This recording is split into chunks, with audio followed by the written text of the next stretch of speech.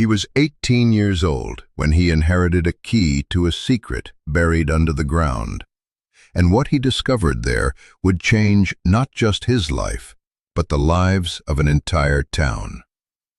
If you've ever felt like your past was a story written by someone else, a story you didn't understand, I need you to stick with me. Hit that subscribe button if you believe in second chances, because this is one of those stories. The air in the lawyer's office was thick with the smell of old paper and furniture polish, a scent I'd come to associate with finality. 2 years of waiting, 2 years of moving between the group home and a transitional living apartment, had all led to this cramped, overheated room. The will of Arthur Jensen, my grandfather, was being read. I was his only living relative. I was the last of the line.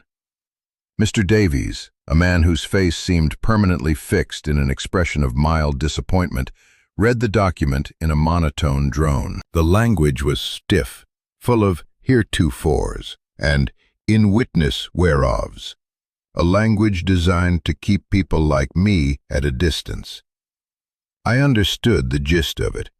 The small house he'd rented was to be vacated. His fishing gear went to a neighbor. His ancient pickup truck, which I remembered as a monument of rust and hope, had been sold to cover debts. And to his sole grandson, Leo Vance, he left the contents of his savings account. Mr. Davies slid a check across the polished mahogany desk. $5,421.63. I stared at it. It was more money than I'd ever held in my life, and at the same time, it felt like an insult. A final, posthumous shrug from the man who had placed me into the foster care system 16 years ago with a kiss on the forehead and a promise he never kept. It was enough money to be a problem, but not enough to be a solution. Enough to get a new apartment and pay the first few months' rent, but not enough to build a life. It was a severance package, an apology written in cents. "That's everything," Mr. Davies said, already gathering his papers, eager to move on to the estates of people who had more to leave behind than faded photographs and a decade of silence. I folded the check and put it in the pocket of my worn jacket. The fabric was thin against my fingers. I felt a familiar hollowness spread through my chest, the kind that comes when a door you didn't even realize you were hoping was open gets quietly clicked shut. I had expected nothing, and somehow he had delivered. That was my grandfather, reliable in his unreliability. I stood up, my chair scraping against the hardwood floor. The sound was loud in the quiet room. "Thank you for your time," I mumbled, the words feeling foreign and formal. I turned to leave, to walk back out into the gray city afternoon and figure out what to do with 63 cents of closure. "Mr. Vance?" The voice was not Mr. Davies. It was a woman's, clear and calm. I turned back. Standing in the doorway was a woman in a simple, dark gray suit. She was older, maybe in her late 50s, with sharp, intelligent eyes that seemed to see right through the threadbare jacket and the carefully constructed indifference on my face. She carried a slim leather briefcase. Mr. Davies looked up, annoyed by the intrusion. "This is a private matter."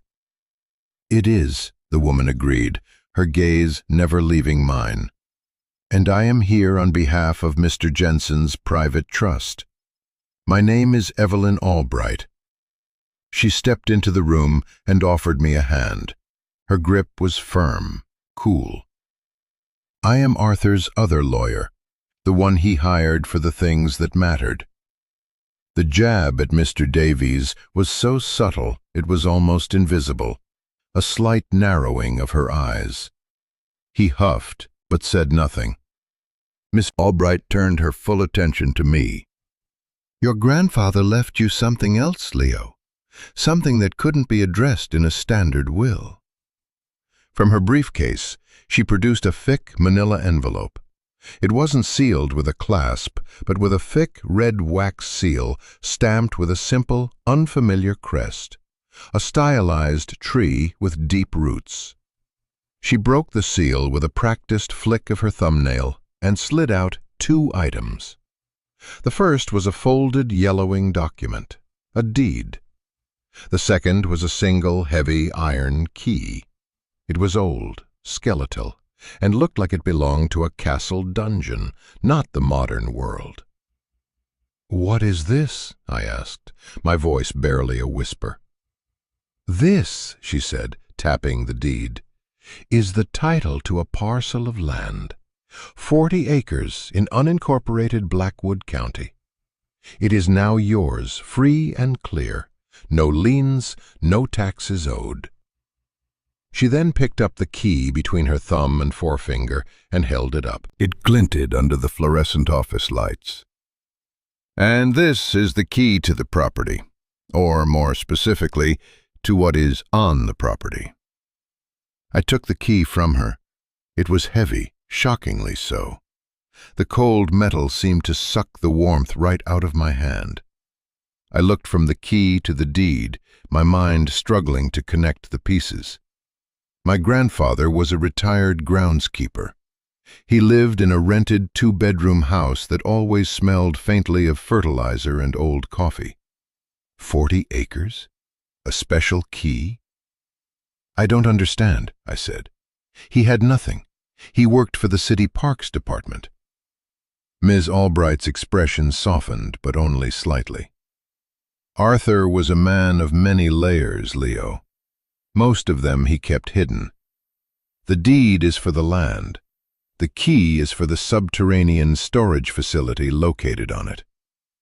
She said the words subterranean storage facility with a careful, deliberate precision, as if they were from a foreign language she wanted to ensure I understood. A bunker.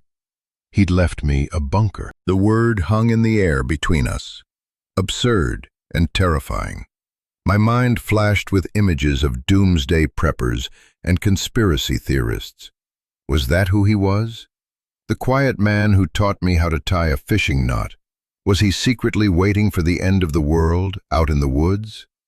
"He wanted you to have this the day you turned 18, Ms. Albright continued, her voice pulling me back to the stuffy room. "His instructions were very specific. The formal will would be executed first. Then, and only then, was I to approach you. He wanted you to know what the world thought he was worth before you found out what he was really trying to give you." She gestured to the check still in my pocket. "That money is for your journey. The real inheritance is waiting for you in Blackwood County." She handed me the envelope containing the deed and a neatly printed map with a circled location. "My card is in there as well. Call me when you get there. Call me if you have questions." But my instructions, and his most fervent wish, were for you to go and see it for yourself. What you do after that is entirely up to you. I walked out of that building in a daze, the weight of the iron key in my pocket a strange, solid anchor in a sea of confusion. The city noise, the traffic, the people rushing past on the sidewalk, it all felt distant, like a movie playing on a screen. My entire life, I had constructed a story about my grandfather. He was the man who couldn't handle raising a child after my parents died. He was the man who chose his own quiet, simple life over me. He had abandoned me. It was a simple, painful story, and I had worn it like a second skin for 16 years. But a bunker? A secret lawyer? A key to something buried in the earth? Those things didn't fit my story. They were jagged pieces from a different puzzle entirely. Standing on that sidewalk, with the gray sky threatening rain and the check for $5,000 in one pocket and a mysterious iron key in the other, I felt a tremor of something I hadn't felt in a very long time. It wasn't exactly hope. It was something sharper, more dangerous. It was curiosity. For the first time, I felt like the story of my life might not be over. It might have just begun. And the next chapter was buried 40 acres deep in a place I'd never even heard of. The bus station was a cathedral of transient souls. People sleeping on hard plastic chairs, people staring blankly at the flickering departure board, people talking on phones in hushed, urgent tones. Every person here was either running from something or running towards something. I wasn't sure which I was. Maybe both.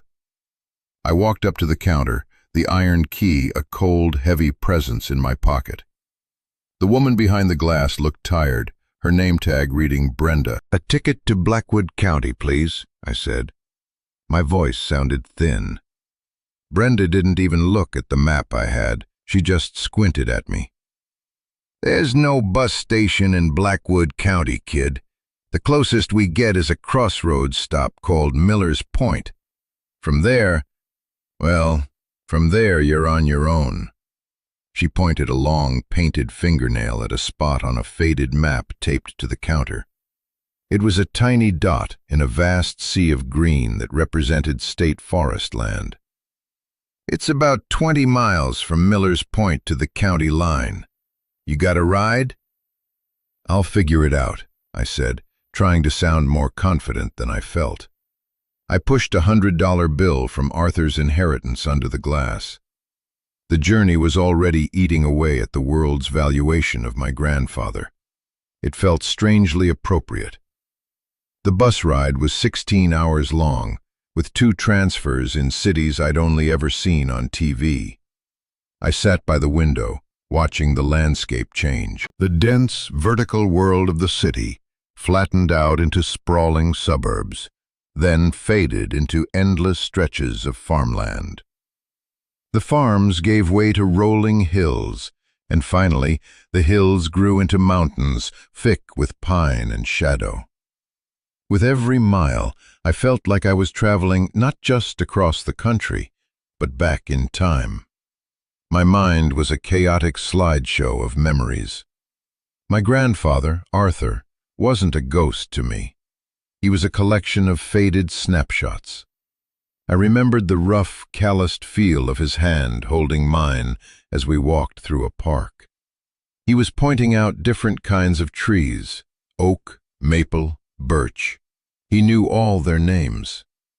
I remembered the smell of his small kitchen, a mix of coffee grounds and damp soil from his work boots by the door. He was a quiet man, not unkind, but distant, as if a part of him was always somewhere else. Then came the day I remembered most clearly, the day he drove me to the county services building. He told me I was going to a new home, a better place, with other kids. He said he was old and couldn't give me what I needed.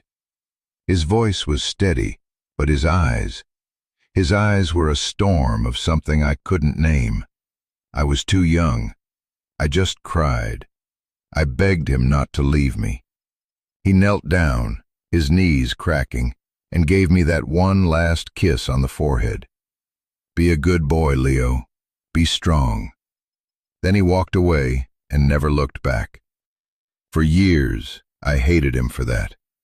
In the group homes, when other kids talked about their messed up families, I had my own simple, brutal story. My grandfather gave me away. It was a shield. It was a scar. It explained everything. Now that simple story felt like a flimsy shack in the path of a hurricane. Why would a man who was planning to abandon his grandson buy 40 acres of remote land? Why would he build a bunker? The questions circled in my head, a relentless, unanswerable loop.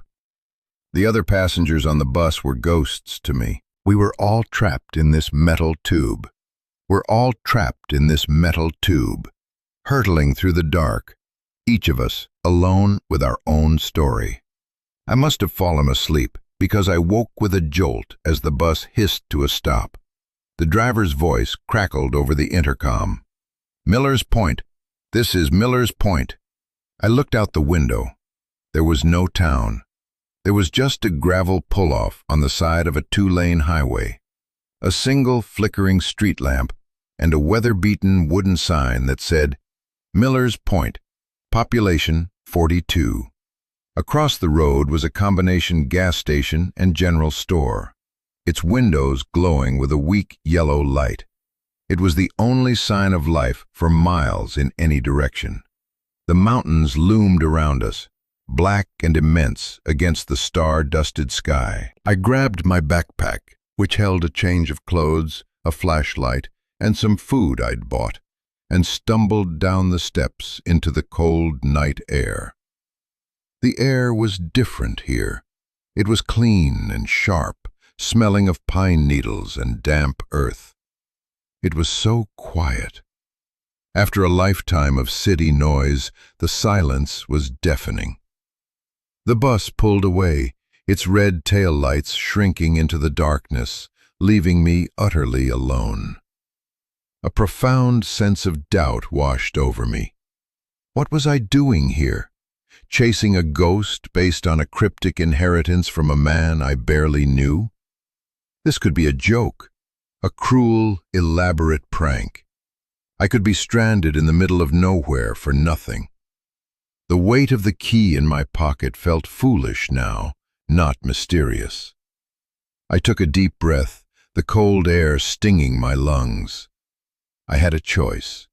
I could try to flag down a car, go back the way I came, take the $5,000 and try to build a normal, boring life. Or I could walk across that road into that store and take the next step into my grandfather's mystery. I looked up at the mountains, at the endless sea of trees. He had been here. This was his place. For better or for worse, it was a piece of him. And it was the only piece I had left. I adjusted the strap of my backpack and walked across the empty highway, my footsteps crunching on the loose gravel. The small bell above the store's door chimed as I stepped inside, announcing my arrival to a world I did not know. The man behind the counter was old, his face a road map of wrinkles. He looked up from his newspaper, his eyes narrowed with the kind of suspicion reserved for strangers in a place that rarely sees them. "Help you?" he asked. His voice was gravelly, like stones tumbling in a creek bed. "I need a ride," I said, "to a property a ways off the main road. I have a map." I unfolded the map Ms. Albright had given me and spread it on the counter. It was a topographical map, detailed with contour lines and creek beds. The 40-acre plot was circled in red ink. The old man leaned over, squinting at it. He pushed his glasses up his nose. "That's the old Jensen place," he said, more to himself than to me. He looked back up at me. "You family?" "His grandson," I said. A flicker of something, recognition, maybe pity, crossed his face. "Art's grandson, huh? Heard he passed. Sorry for your loss. He was a quiet fella, kept to himself." He tapped the map again. "That's a good 12 miles from here, mostly up a dirt logging road. No taxi's gonna take you up there, especially not at night." He paused, stroking his chin. "My boy Jake makes deliveries. He could probably take you up in the morning for a few bucks. You can wait here. Got a pot of coffee on." The offer was so simple, so unexpectedly kind, that it threw me off balance. I had been bracing myself for rejection, for the cold shoulder of a small town. Instead, I was offered a ride and coffee. I spent the next few hours in that store, nursing a mug of black coffee that was thick enough to stand a spoon in. The old man, whose name was Cal, didn't ask many questions. We talked about the weather, about the poor fishing that season. It was a conversation of surfaces, but underneath it, I felt him taking my measure. When a beat-up pickup truck finally rumbled to a stop outside, Cal just nodded. That's Jake." The ride with Jake was mostly silent. He was a younger, bigger version of his father, with the same quiet demeanor. We rattled up a logging road that was more pothole than pavement, the truck's headlights cutting a shaky tunnel through the dense forest. When we finally reached the coordinates on the map, there was nothing to see but a rusty gate hanging off one hinge, and a barely there track leading into the woods. "This is it," Jake said, putting the truck in park. "You sure you want to be out here?" There's nothing around for miles." "I'm sure," I said, handing him a $20 bill. "Thanks for the ride." He just grunted, took the money, and as soon as I was out of the truck, he turned it around and headed back down the mountain, his taillights disappearing into the trees. I was alone again, but this time the silence felt different. It wasn't empty. It felt expectant. I pushed open the gate and started walking down the overgrown track. The sun was just starting to rise, casting long, eerie shadows through the trees. After about a quarter of a mile, the track opened into a small clearing. And there, in the center of the clearing, was a flat concrete slab, about 10 feet by 10 feet, set perfectly flush with the forest floor. It was covered in moss and pine needles, so well camouflaged that you could easily walk right past it. But I knew what I was looking for. I knelt and swept away the debris. There, in the middle of the slab, was a recessed steel handle and the dark, malevolent-looking keyhole. It was real. My heart hammered against my ribs. I pulled the heavy iron key from my pocket. My hand was shaking so badly it took 3 tries to get the key into the lock. It slid in with a heavy, grating sound. I gripped it with both hands and turned. For a moment, nothing happened. I put all my weight into it, gritting my teeth, my muscles straining. Then, with a deep, groaning shudder that seemed to come from the center of the earth, something inside the lock gave way. A loud thunk echoed in the quiet woods. I pulled on the handle. It was incredibly heavy, but it lifted, revealing a dark, square opening and a steep steel ladder descending into blackness. A wave of cold, stale air washed over my face. It smelled like dust, concrete, and time itself. I took out my flashlight, clicked it on, and pointed the beam down into the void. It didn't reach the bottom. I hesitated for only a second. I had come this far. There was no turning back now. I swung my legs over the edge, found the first rung of the ladder, and began to descend into the earth, into my grandfather's secret. The descent felt like it went on forever. The air grew colder, damper, with each rung of the ladder. My flashlight beam cut a nervous circle on the concrete walls of the shaft.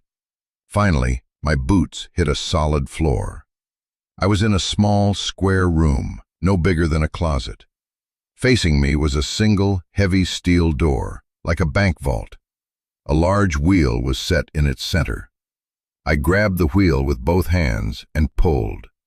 It was stiff from disuse, but it turned, the sound of locking mechanisms disengaging, echoing loudly in the enclosed space. With a final, heavy click, the door swung inward. I stepped through the doorway and stopped, my flashlight beam sweeping across the space, my breath catching in my throat. This was not a doomsday prepper's panic room. One wall were floor-to-ceiling metal shelves, packed with identical, neatly labeled gray archive boxes.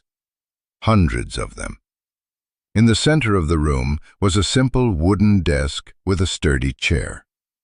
On the desk sat an old-fashioned cassette tape player, a Rolodex, and a single, heavy-duty metal lockbox. A bare bulb hung from the ceiling, connected by thick cables to a small, silent generator in the corner. Against the far wall was a simple cot with a neatly folded wool blanket and a single pillow. It was a place designed for long hours of solitary work, a refuge, a fortress of information. I walked over to the desk, my footsteps the only sound.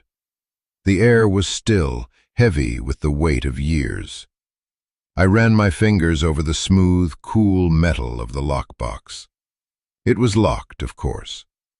I searched the desk drawers. They were filled with office supplies, pens, notepads, paper clips, all of it old but unused. No key.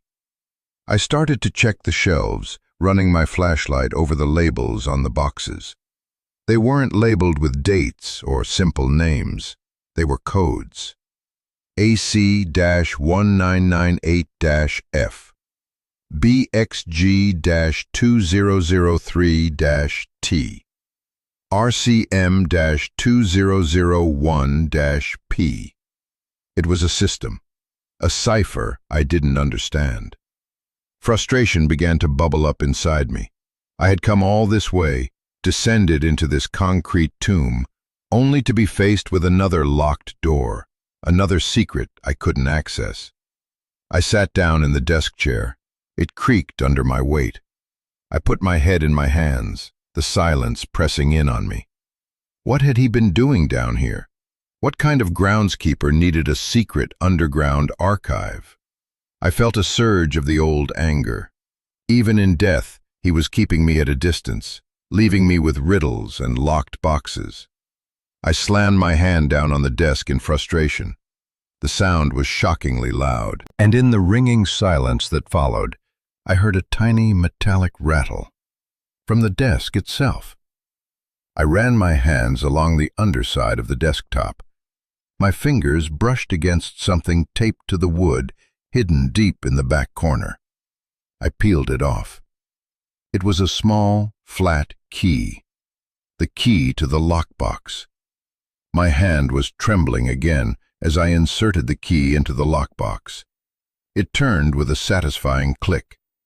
I lifted the lid. Inside, there were two things. The first was a stack of cassette tapes, each one labeled with a date in my grandfather's spidery handwriting. The second was a thick stack of letters, bound with a simple rubber band. On top of the stack was a single envelope with my name, Leo, written on the front. I picked up the envelope. The paper was thick, creamy. I opened it and unfolded the letter inside. The writing was the same as on the tapes, but it was shakier, as if written by a hand that was tired or old, or both. "My dearest Leo," it began. "If you are reading this, then it means I am gone. It also means you are a man now, and you have found your way here. I hope you can find it in your heart to forgive an old man for the choices he had to make. I know you believe I abandoned you. I have lived with the pain of that belief every single day for 16 years. But it is not the truth. The truth is, I put you in that home to save your life." I had to read that line 3 times. To save your life. The words didn't make sense. I picked up the first tape from the box. The label said, January 12th, 2008. For Leo, start here. My hands were clumsy as I opened the cassette player and put the tape inside. I pressed the play button. There was a hiss, a click, and then a voice. His voice.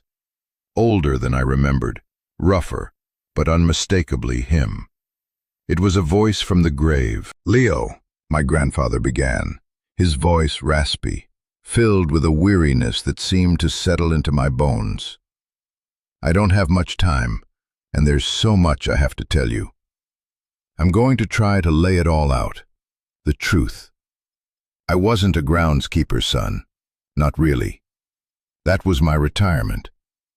Before that, for 30 years, I was an archivist, an investigator. I worked for a small, specialized law firm in the city.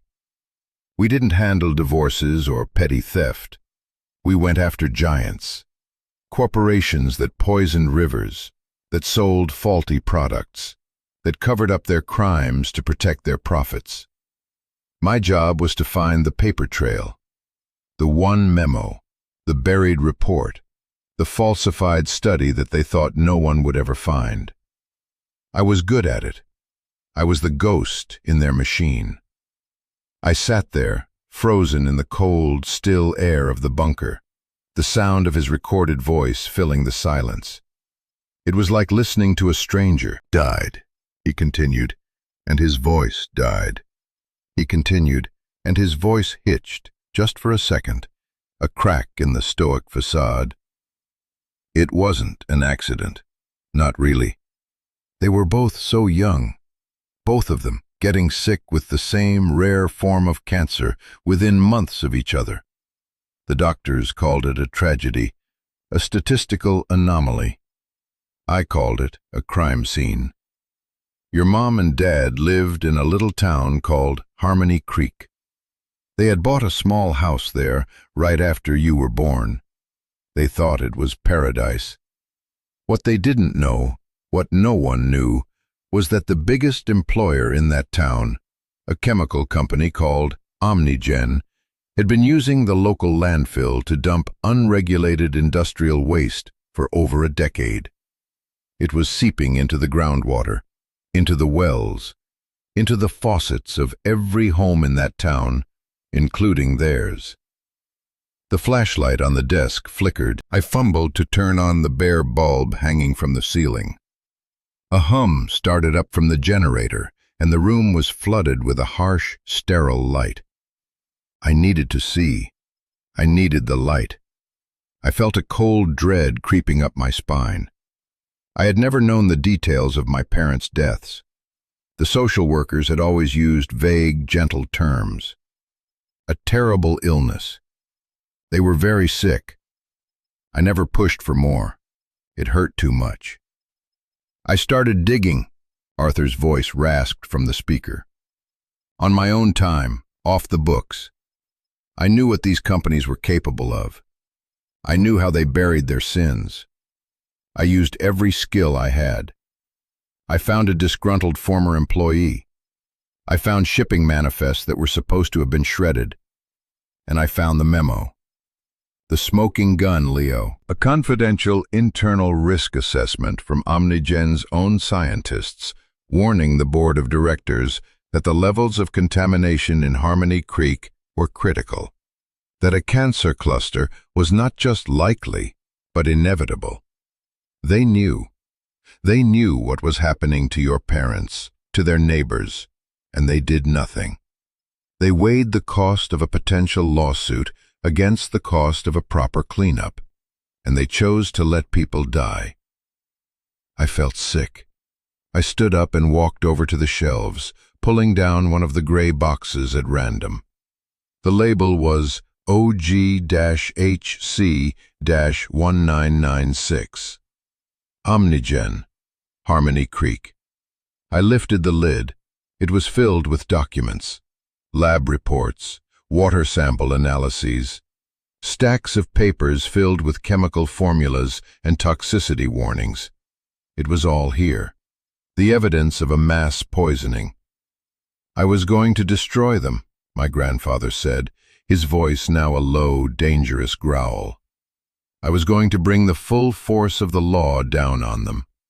But they found out I was sniffing around. They were powerful, Leo. More powerful than I knew. They had people everywhere. They started with threats, anonymous phone calls. My car was run off the road. They let me know they were watching me. But I didn't stop. I was a fool. I was arrogant. I thought I could protect you. He paused, and I could hear the sound of a long, shaky breath being let out on the tape. Then, one day, I came home from work, and the front door of my house was unlocked. Nothing was stolen. Nothing was out of place. Except for one thing. On your bed, on your pillow, they had left a single, dead bird. That was the message, Leo. They weren't just threatening me anymore. They were threatening you. They were telling me that they could get to you any time they wanted. And I knew, in that moment, that I had a choice to make. I could continue my crusade and risk your life, or I could disappear and keep you safe. Tears were streaming down my face now, hot against my cold skin. The story I had told myself for 16 years, the story of abandonment, was crumbling, turning to dust. It wasn't a story of neglect. It was a story of sacrifice. "So I made the hardest decision of my life," he said, his voice thick with unshed tears. "I built this place, this bunker, a place to hide the evidence, to keep it safe until the time was right. And then I gave you up. I took you to the county and walked away. I cut all ties. I became a ghost, a simple, harmless old groundskeeper. I let the world, and you, believe that I was a coward who had abandoned his own blood. Because as long as you were just another faceless kid in the system, with no connection to me, you were safe. They couldn't use you against me. It was the only way, son. It was the only way to keep you alive. It broke my heart every single day, but I would do it again. 1,000 times over. I would let you hate me for the rest of your life if it meant you got to have one." The tape ended with a click, plunging the bunker back into silence. But it wasn't empty anymore. It was filled with the truth. I cried. I cried for the little boy who felt so utterly alone. I cried for the young parents I never got to know. And for the first time in my life, I cried for my grandfather, the secret warrior who had given up everything, even my love, to protect me. I spent the next 2 days in that bunker. I listened to every tape. I read every letter. A whole secret history unfolded before me. Arthur had spent the last 16 years of his life in a state of quiet, constant vigilance. He worked his simple job, lived his simple life, but at night he would drive out to this place, this sanctuary, and continue his work. He organized the evidence, cross-referenced documents, and tried to find a way to release the information without endangering me. He had become obsessed with my safety. The letters were filled with details he'd gleaned from a private investigator he'd hired to discreetly keep tabs on me. He knew about my foster families, the good and the bad. He knew I was smart, that I did well in school despite everything. He knew I was quiet and kept to myself. He wrote about his pride, his sorrow, his overwhelming guilt. He was a constant, invisible presence in my life, a guardian angel I never knew I had. The final tape was different. His voice was weak, frail. I could hear the rattle in his chest. "I'm running out of time, Leo," he said. "The doctors say it's my heart, but I know better. This fight has worn me out. I won't get to see this through. So now, the choice falls to you." He directed me to a specific archive box labeled OG-Choice. My hands were steady now as I retrieved it from the shelf and opened it.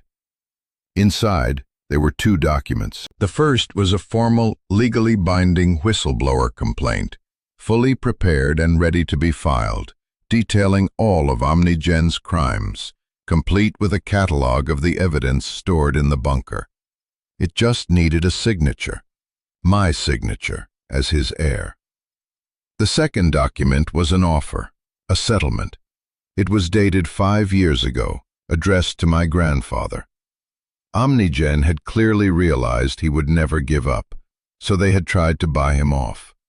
They offered him a staggering sum of money in exchange for his silence and the destruction of all his research. $10 million.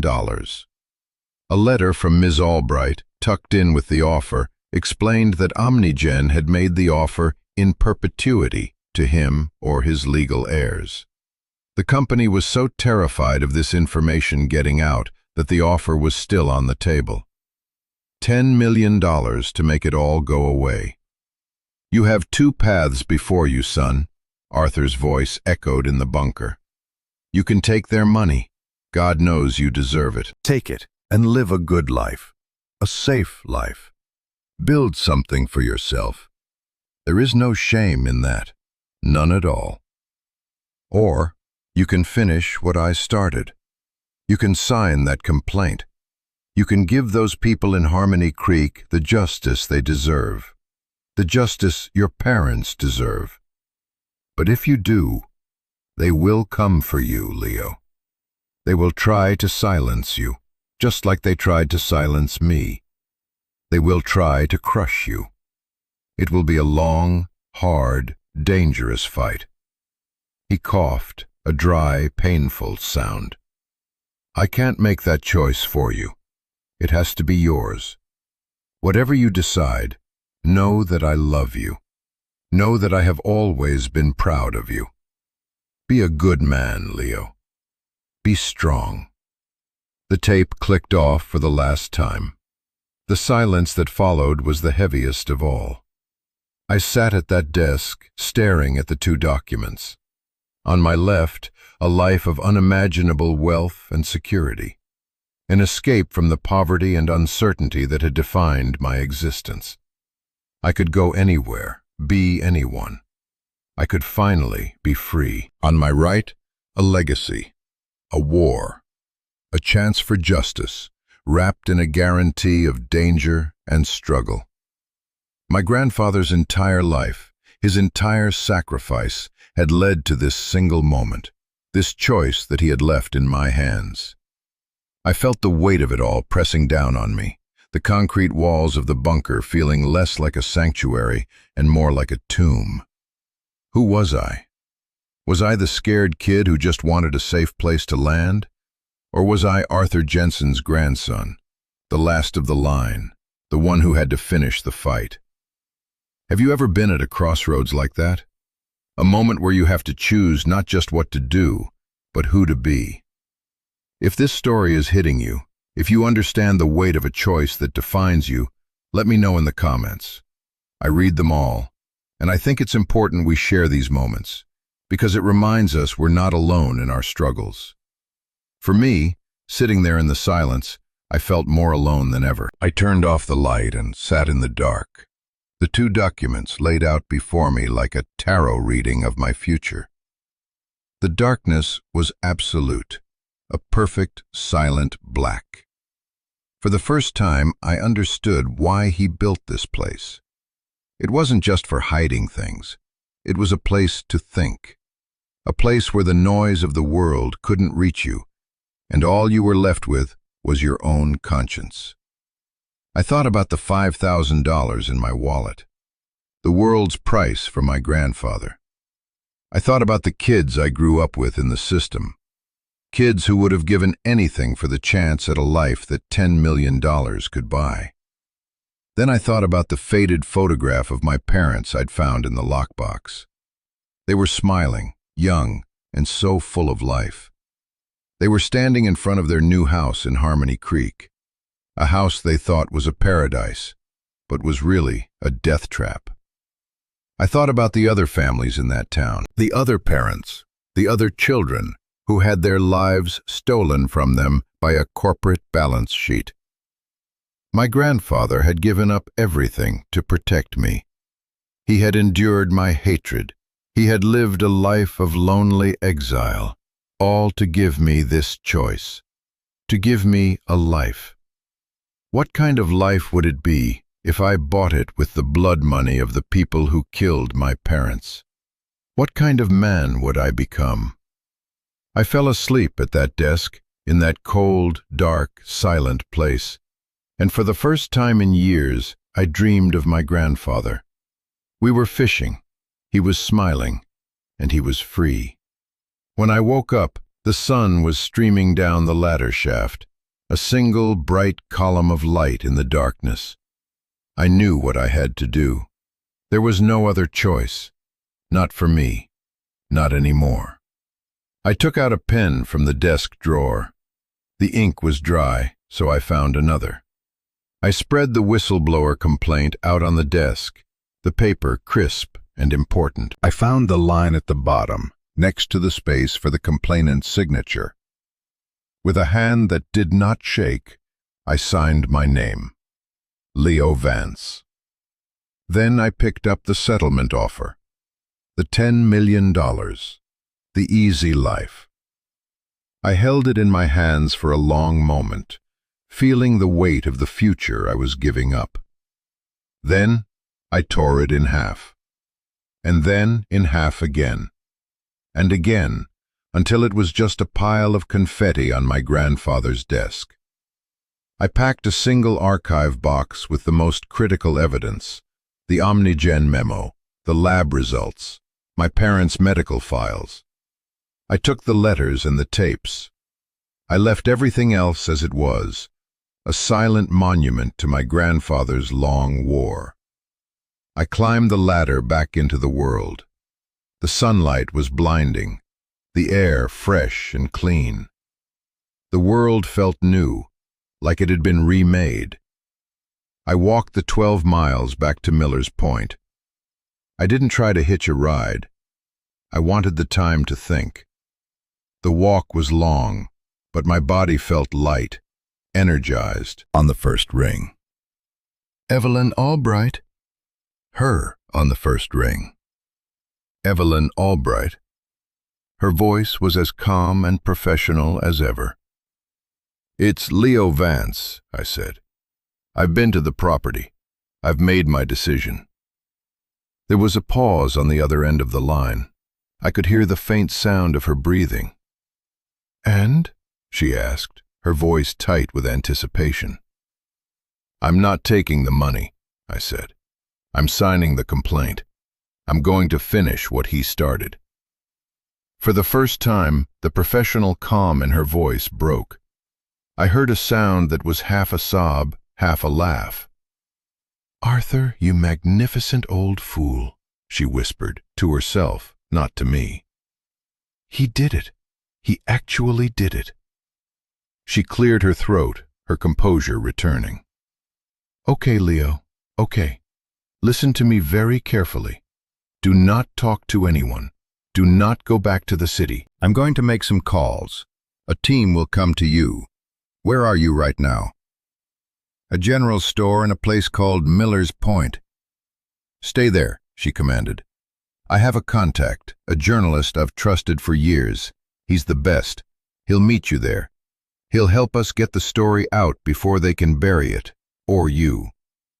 Leo, are you sure about this? Once we start this, there's no going back." "I've never been more sure of anything in my life," I said, and I meant it. The next few weeks were a blur. The journalist, a man named Ben, showed up in a dusty sedan a few hours later. He had kind, tired eyes and a mind like a steel trap. I showed him the box. I told him the whole story. He listened, recorded everything, and handled the documents like they were sacred relics. He and Ms. Albright moved me to a safe house, a small cabin deep in the woods, while they prepared the storm. The story broke a week later. It was a bombshell. The Jensen Files, they called it. It was the lead story on the national news. OmniGen's stock price plummeted. The Attorney General launched a federal investigation. Class action lawsuits were filed on behalf of the families of Harmony Creek. The company's CEO was forced to resign. It was chaos. It was a war, just like my grandfather had said. OmniGen's lawyers came after me, of course. They tried to paint me as a disgruntled, delusional teenager. They tried to claim the documents were forgeries, but the evidence was too strong, too meticulous. My grandfather had built a case that was airtight. Ms. Albright protected me, shielding me from the worst of it. She was a bulldog in a gray suit, and for the first time in my life, I felt like I had someone in my corner. I wasn't alone anymore. Using some of the cash my grandfather had left hidden in the bunker for just this purpose, a contingency fund he called his war chest, I hired my own legal team and joined the fight for Harmony Creek. The quiet kid from the system, was suddenly a key witness in one of the biggest corporate malfeasance cases in decades. It was terrifying. It was exhilarating. It was the hardest thing I had ever done. But every time I felt like giving up, I would listen to his tapes, and I would find the strength to keep going. It's been a year now. The legal battles are still ongoing. They will be for years, I suspect. But the tide has turned. Omnigen has already lost the first round of lawsuits. They're being forced to fund a massive cleanup in Harmony Creek and to establish a compensation fund for the victims. Justice is slow and it's imperfect, but it's coming. I never saw a dime of that $10 million offer. But I'm not poor. I used the rest of my grandfather's war chest to buy the small house he used to rent. I'm fixing it up. I planted a garden in the backyard. I'm taking online college courses in archival science and paralegal studies. Ms. Albright has offered me a job as a junior researcher at her firm when I'm ready. A new generation, she said. I still drive out to the bunker sometimes. I've left it just as it was. It's not a sad place for me anymore. It's not a tomb. It's a monument. A monument to a father's love for his children and a grandfather's love for his grandson. It's a library of sacrifice. He left me something so much more valuable than money. He left me a purpose. He left me a legacy. He left me a choice, and in making it, I finally found out who I was. I'm Leo Vance. I am my grandfather's grandson. And our story isn't over yet. The world will tell you that inheritance is about money, about property, about the things people leave behind. But it's not. Not really. The real inheritance is the story we're given. It's the values we're taught, the sacrifices made for us, the moral compass handed down through generations. My grandfather didn't leave me 40 acres of dirt. He left me a map to my own character. He left me the chance to turn the pain of my past into a purpose for my future. He taught me that home isn't a place you live. It's a truth you stand up for. It's the fight you're willing to fight. I know some of you watching this have your own stories of inheritance. Maybe it wasn't a bunker full of secrets, but a lesson your grandmother taught you, or a quiet act of strength you saw from your father. Maybe it was a promise you made to someone you lost. These are the things that truly shape us. These are the legacies that matter. We spend so much of our lives feeling adrift, disconnected, defined by our traumas and our losses. But what if we are also defined by the love we were shown, even if we didn't see it at the time? What if we are the living monuments to the quiet sacrifices others made for us? My grandfather's story taught me that you can't change the beginning of your story. The pain, the loss, the confusion, that's all part of it. But you have the power, right now, to choose how it ends. You can take the easy road, the safe path, or you can choose the harder right over the easier wrong. You can choose to finish the fight. If you've made it this far, thank you. This channel is a community for people who understand that life is complicated and that our deepest wounds can often lead to our greatest strengths. If you have a story about a legacy someone left for you or a difficult choice that defined who you are, please share it in the comments below. I want to read it. I want to know I'm not alone in this, and I want you to know you aren't either. Subscribe for more stories about finding light in the darkest of places. And remember, no matter what your past looks like, you get to write the next chapter. Be a good person. Be strong.